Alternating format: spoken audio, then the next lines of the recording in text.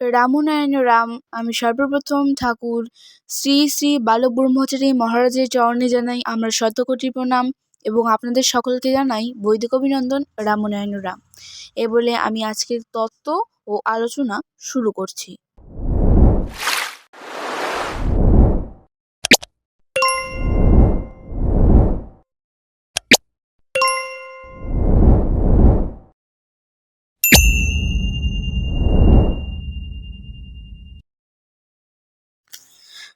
সম্ভবামি যুগে যুগে। সুরেনবাবুর শ্বশুরমশায়ের নাম অম্বিকানাথ বিদ্যাভূষণ। তিনি ছিলেন মহাপুরুষ। তিনি বীরুর আবির্ভাব সম্বন্ধে এক অলৌকিক ঐতিহাসিক ঘটনার উল্লেখ করে গেছেন। সে প্রায় 450 বছর আগের কথা। অম্বিকানাথ বিদ্যাভূষণের আদি পুরুষ শ্রী শ্রী বিষ্ণুদাস ঠাকুর।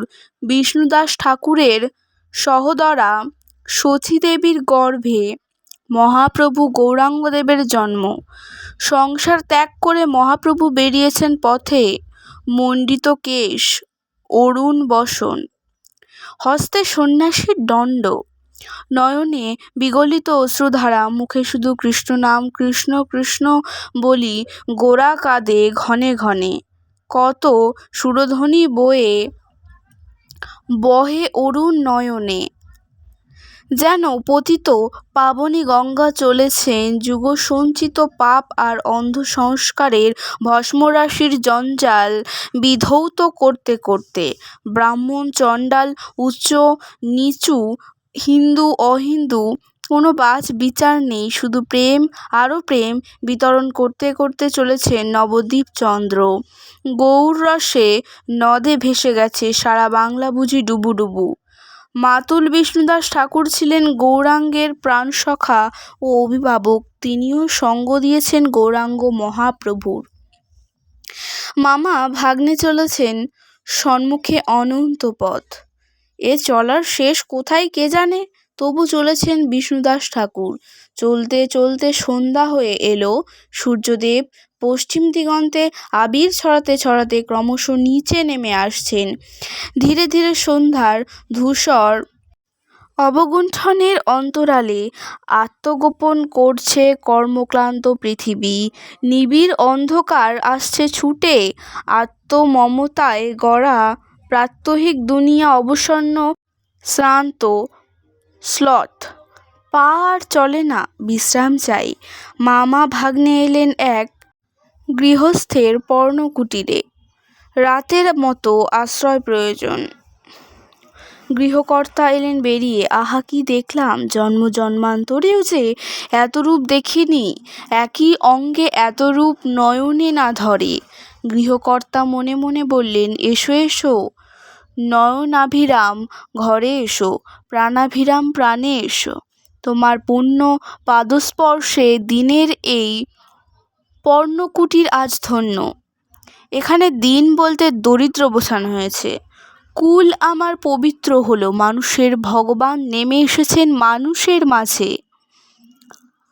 কণ্ঠস্বর রুদ্ধ, হতবাক বিস্ময়ে চেয়ে আছেন। নয়নে ভক্তিরসের প্লাবন। হঠাৎ বাঁধ ভাঙা বন্যার মতো মহাপ্রভুর পদাম্বুজে আছড়ে পড়লেন তিনি। মামা ভাগ্নের আশ্রয় জুটল সেদিনের মতো। আর ভক্ত আশ্রয় পেলেন ভগবানের শ্রীচরণে। শুধু একটি রাতের নয়, জন্ম জন্মান্তরের আশ্রয়। ভক্তবৎসল ভগবানের চরণ কমলে নিরাপদ আশ্রয়। গৃহকর্তা প্রথমেই ফলাহারের আয়োজন করল। ফলের মধ্যে ছিল একটা শশা।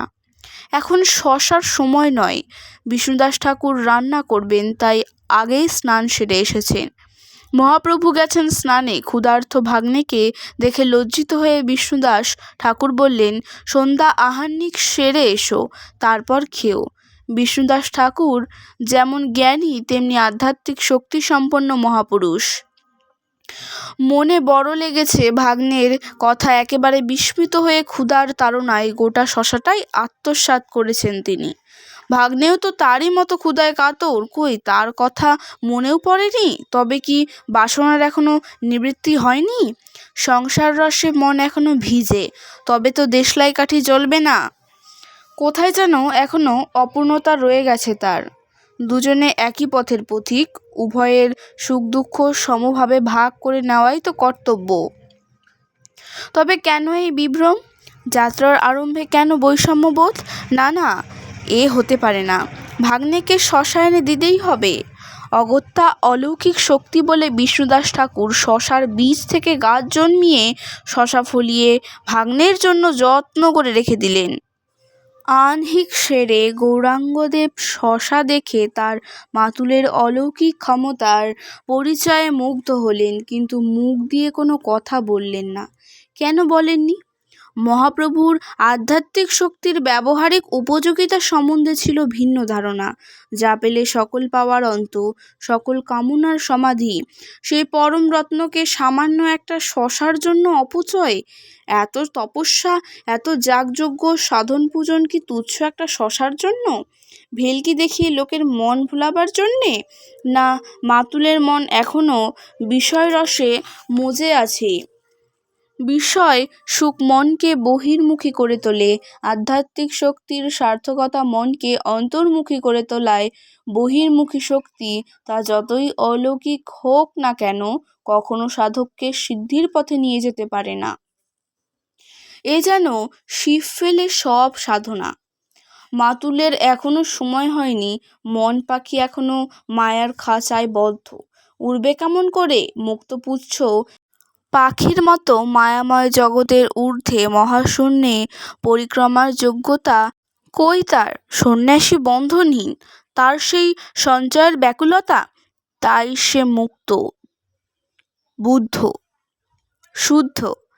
ঈশ্বরের পাদপদ্মে নিজেকে তিল তুলসী দিয়ে সমর্পণ করে ভক্ত সন্ন্যাসী ছুটে চলবে অন্তরের পথে, অনন্তের পথে, আলোকের পথে, মঙ্গলের পথে, চিদানন্দের পথে। শুধু নিজেকে মুক্তি নয়, সারা বিশ্বের মুক্তি তার ধ্যান জ্ঞান, তার পরম কামনা। আত্মচিন্তা, বিশ্বচিন্তার পথ ধরে বিশ্বনাথের জ্যোতিরূপে হবে লীন। এরই নাম প্রেম, এরই নাম সাধনা। সন্ন্যাস ধর্ম সেই আলোকস্তম্ভের প্রাথমিক সোপান। আজকের তত্ত্ব ও আলোচনা আমি এখানে শেষ করছি। দেখা হচ্ছে পরের ভিডিওতে। ভালো থাকবেন, সুস্থ থাকবেন। রাম নারায়ণ রাম।